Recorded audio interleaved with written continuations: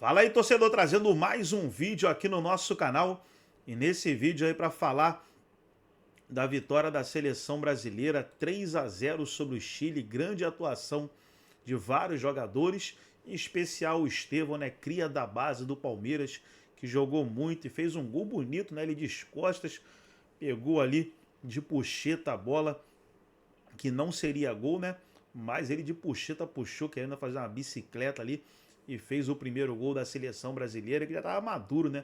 O Brasil já estava jogando muito, pressionando o Chile, e o gol já estava amadurecendo e saiu com o Estevão. Vamos trazer os comentaristas falando da vitória da seleção, mas antes quero convidar você que ainda não é inscrito no nosso canal, se inscreva, ativa o sininho das notificações. Vamos aí para o vídeo e logo depois eu falo aí sobre a partida.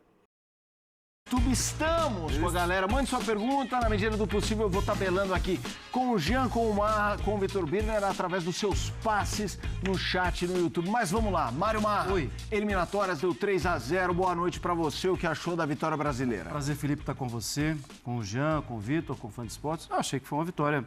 Acho que até demorou um pouquinho, né, a ter um pouco mais de tranquilidade no jogo. Primeiro tempo de muita luta, muita entrega. Não dá para falar algo diferente, e eu também não esperava isso.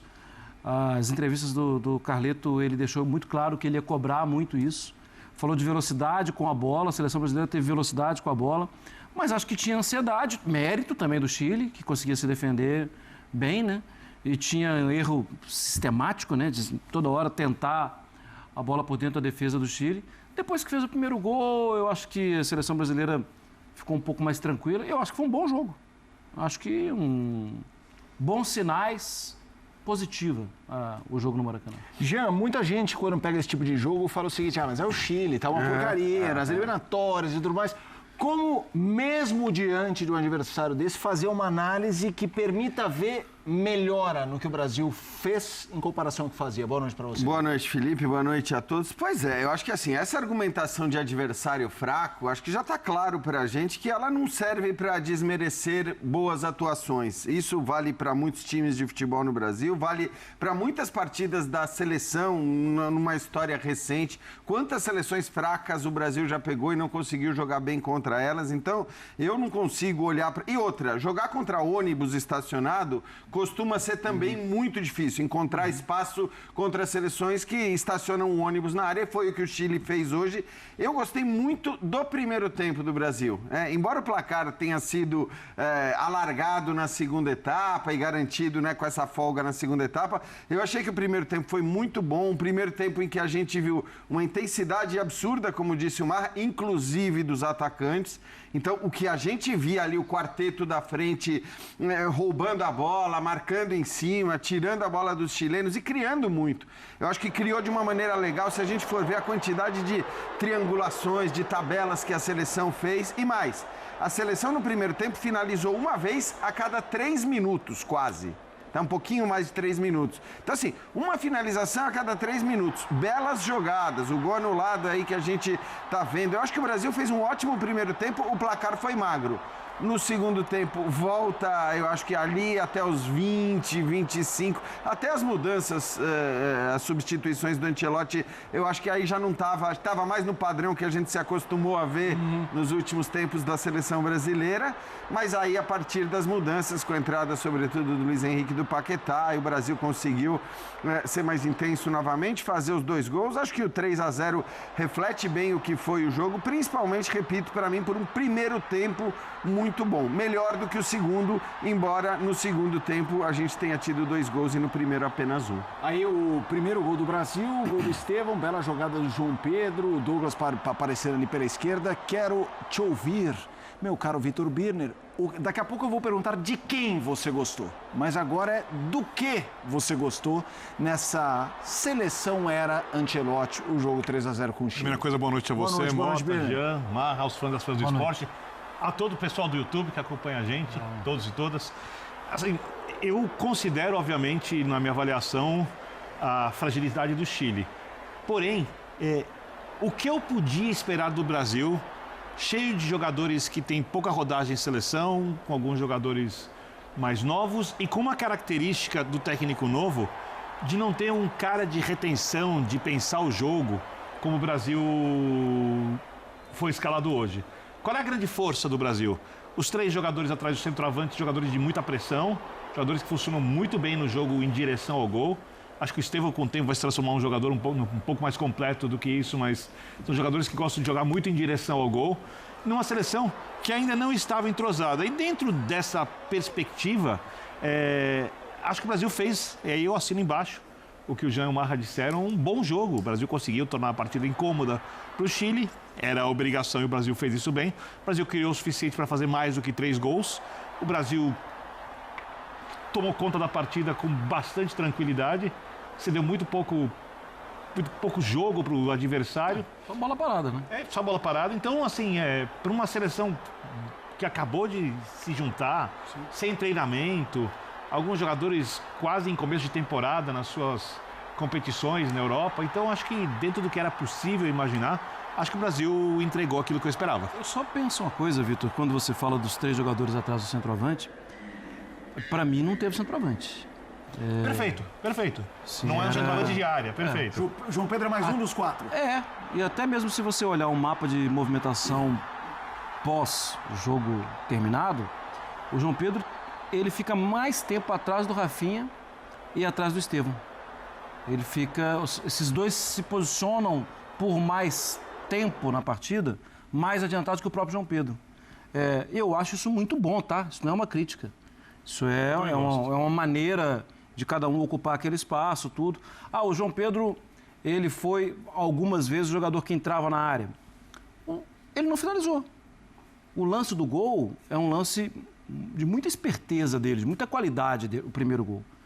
Porque ele vê pouco espaço para chamar o Douglas Santos para o jogo e ele teve coragem e qualidade para colocar ali por dentro e a partir dali a jogada se desenvolveu com o Douglas, com o Rafinha e o gol do Estevão.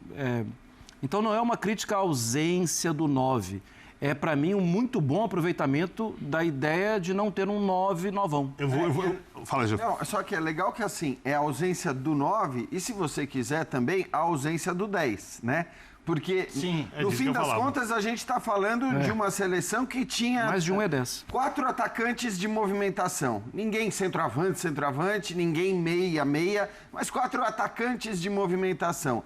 Óbvio que o Rafinha pode fazer aquela função de meia central, o João Pedro pode fazer a função de centroavante, mas eu acho que para um jogo como esse, jogar contra um Chile que a gente sabia que ia jogar desse jeito, no fim é legal você ter esses caras que se mexem muito, que não facilitam a marcação do ponto de vista de você saber exatamente onde cada jogador vai estar. Então eu acho, acho que também, por outro lado, você pode dizer, mas num jogo contra alguém tão fechado, ter um centroavante, um cara de peso dentro da área, tudo mais, seria interessante. Só que o Brasil não tem esse jogador hoje, né? Eu acho que você pode até dizer, o Richarlison pode fazer isso, né? Mais pelo porte do que qualquer outra coisa, mas também não é o Richarlison um centroavante. Então, eu gostei da escalação inicial e, repito, para mim eles foram muito bem no primeiro tempo. Acho que essa movimentação que o Marra cita quando ele fala, vai olhar o mapa de movimentação e você vê talvez o Estevão em alguns momentos aparecendo mais como centroavante, o Rafinha mais como centroavante. Eu gosto porque isso acho que dificulta um pouco a marcação de um time que veio só para marcar. Quanto vocês acham que esse jeito do Brasil jogar contra o Chile é replicável contra, se não com as maiores, mas com as seleções das 2 primeiras prateleiras do futebol mundial? Eu acho que se o Brasil estiver bem encaixado com essa ideia de jogo e principalmente com alguns jogadores em boa fase, é a maneira ideal de jogar. Porque eu não imagino o Ancelotti desenvolvendo um jogo muito rebuscado, porque nem a cara dele até a Copa do Mundo pelo pequeno período. Então, qual seria o jeito ideal do Brasil enfrentar a Copa do Mundo, as grandes seleções na Copa do Mundo? Ter capacidade de marcação alta com muita pressão, um jogo agudo interessante e capacidade de baixar as linhas quando é necessário. E no Real Madrid ele fazia isso. O Real Madrid cansou de jogar em contra-ataque, deixando o Vini Júnior mais adiantado, etc. Na hora que o Brasil tiver a vantagem, eu perceber que o adversário está atacando muito o Brasil, pegar uma Espanha, por exemplo. Né? Vamos supor que o Brasil pressiona a saída de bola, em algum momento a Espanha consegue fazer a transição.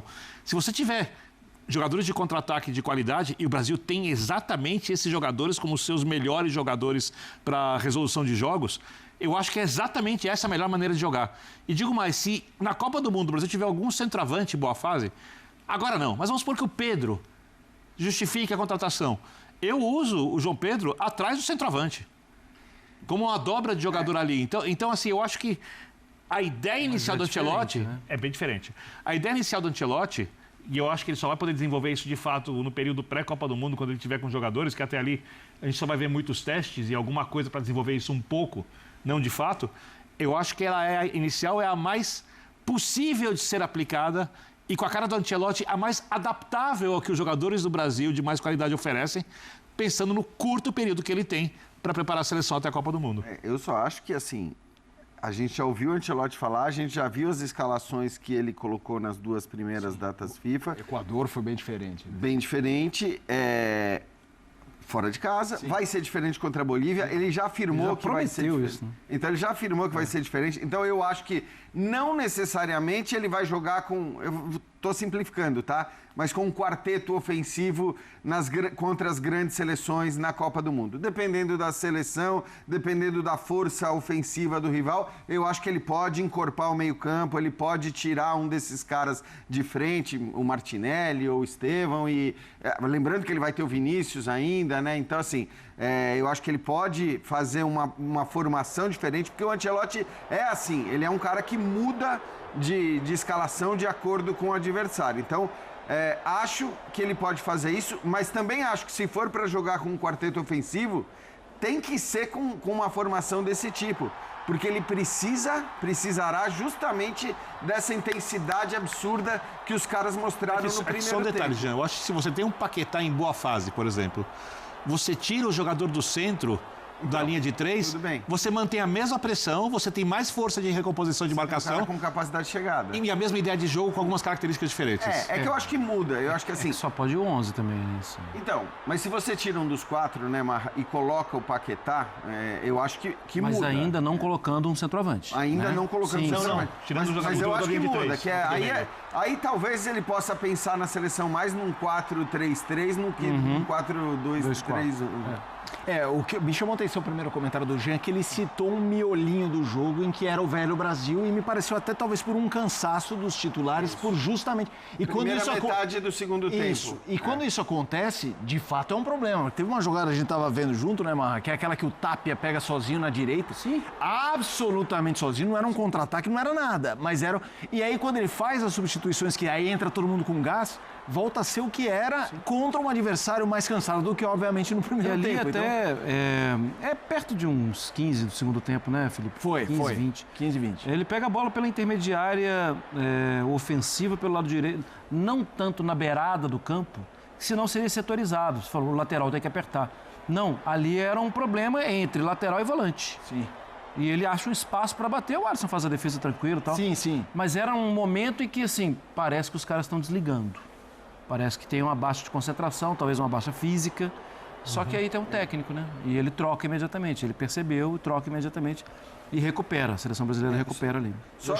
Vai lá, que depois eu vou só ao Maracanã com o Pedro Ivo, que está chegando. Quer ir com o Pedro? Vamos lá. Então vamos lá. E para chamar o Pedro Ivo, já aciono também a galera do chat que está vendo pelo YouTube. Já quase 2.000 pessoas assistindo. Curtam o Linha de Passe estreando no YouTube. E não é por acaso. Será assim... Na sequência das nossas coberturas de seleção, campeonatos nacionais e internacionais, o Pedro Ivo está chegando. Quem quiser é só mandar uma pergunta pro homem. Pedro Ivo, como foi acompanhar o Brasil em loco? O que você gostou, o que te chamou a atenção? Boa noite para você, Pedrão. Tudo bem, Felipe? Um abração para você, um abraço a todo mundo aí na bancada, o fã do esporte, a galera do YouTube chegando com a gente, que bacana, e assim será daqui para frente, fiquem conosco. Felipe, aqui no Maracanã me chamou muito a atenção o segundo tempo, chamou muita atenção o Estevão no primeiro tempo, a ideia de um Brasil querendo jogar de forma coordenada em alguns momentos do primeiro tempo, uma certa paciência, uma pressão que não aconteceu no início, recua, depois atrai ali para tentar achar o espaço no lance do gol. O Brasil parecia saber o que estava fazendo dentro de campo, isso é muito interessante, com as movimentações de apenas 2 dias de treinamento é pouco, mas deu para ver uma coisa ou outra. O segundo tempo, o Luiz Henrique, você já deve ter falado bastante, mas me chama a atenção que a gente conversando muito aqui no ambiente de seleção brasileira essa semana, A turma queria muito um resultado para carimbar a sensação positiva que eles vinham tendo do ambiente dos últimos dias. Era um ambiente, é bom lembrar, muito carregado pós-Copa América, toda a data FIFA de 2024, segundo semestre, era uma pressão, se não ganhar, Dorival cai, se ganhar, ganha sobrevida. A data FIFA, né, de março, muita pressão, tanto que é derrotado, é goleado pela Argentina, Dorival cai. A data FIFA de junho, muito naquela coisa de uma estreia em Guayaquil, atípica, depois o fato novo Ancelotti, e agora querendo se ver uma cara de time, querendo se ver algo de trabalho, querendo se ver principalmente uma cara de grupo. O balanço de 3 dias de trabalho em Teresópolis, que a gente ouvia, era de algo muito positivo, que eles queriam confirmar isso em campo. Se debatia, que não seja uma vitória magra, que não seja um jogo sofrido, que não seja algo amarrado para a torcida. Então acho que foi isso que ficou daqui. Um clima frio no Maracanã. A própria Ivete tentou levantar ali antes do jogo, mas não era o público dela. Então uma galera sentada ali para o show da Ivete.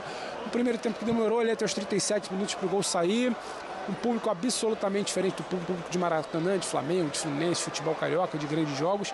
Mas eu acho que o recado interno foi muito interessante.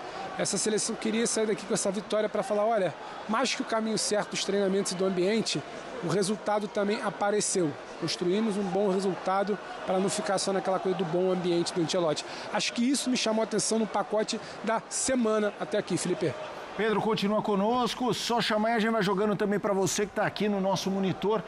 Eu acho que já dá para começar a falar de algumas individualidades. E aí eu jogo para você, não um jogador, a opção da escolha, Jean. Quem você no jogo, se não o melhor jogador, mas alguém que te chamou a atenção para a gente abrir o debate entre os atletas? Tá, eu queria, até vou juntar, vou aproveitar a sua pergunta então para juntar com o que eu queria falar quando você perguntou sobre jogar contra as seleções maiores e mais difíceis e tal. Eu acho que os laterais foram bem hoje.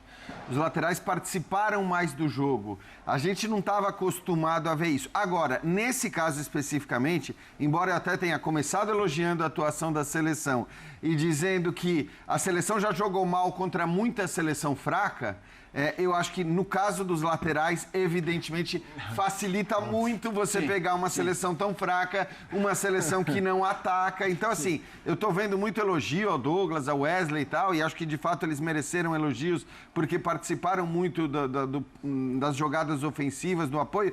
Mas aí, realmente, é difícil avaliar, porque o lateral é aquele jogador que, quando for pegar uma grande seleção, vai ter uma função. Se tivesse que marcar o Lisé, Doué, Barcola, é outro mundo, por exemplo. Exatamente, né? Então, assim, tem muito Yamal, o Mbappé se cair pelo lado. Então, é preciso pensar nisso. O Wesley não estaria tão valente com o Mbappé perto. Exatamente. Então, assim, eu queria só juntar as duas perguntas e dizer isso. Quer dizer, eu até elogio, como muita gente eu vi elogiando as atuações dos laterais hoje. Porém, é muito mais fácil ser lateral contra o Chile no Maracanã do que contra grandes seleções na Copa do Mundo, né? Sim, mas aí eu vou pegar o gancho do Jean para jogar para vocês.